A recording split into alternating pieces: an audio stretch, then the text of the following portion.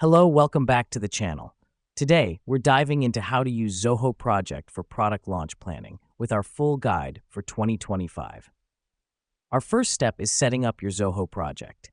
It's as easy as creating a new project, name it according to your upcoming product, and set your start and end dates. The reason we do this is to create a designated space for all your tasks, milestones, and discussions related to your product launch. Now, let's start adding tasks. Go to the Task tab and click on Add Task. Write a clear, concise task name, set the priority, and assign it to a team member. The reason we do this is to break down your product launch into manageable, actionable steps and assign responsibility for each task.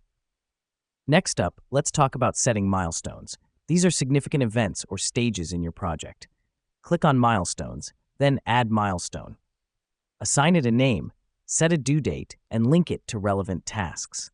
This helps us because milestones give everyone a clear view of the project's progress and keep the team motivated and on track. The fourth step is tracking your project. Use the Gantt chart view to visualize your project timeline, dependencies between tasks, and progress towards milestones. Here's what's happening behind the scenes.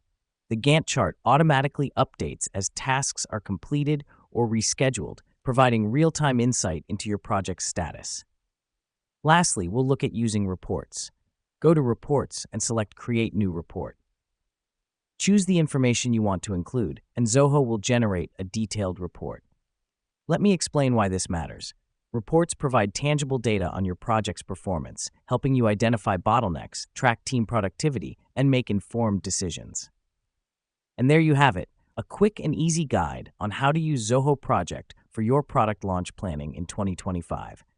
Remember, planning is key, and with Zoho Project, you're equipped with all the tools you need to make your product launch a resounding success. Thanks for joining us today, and see you in the next video.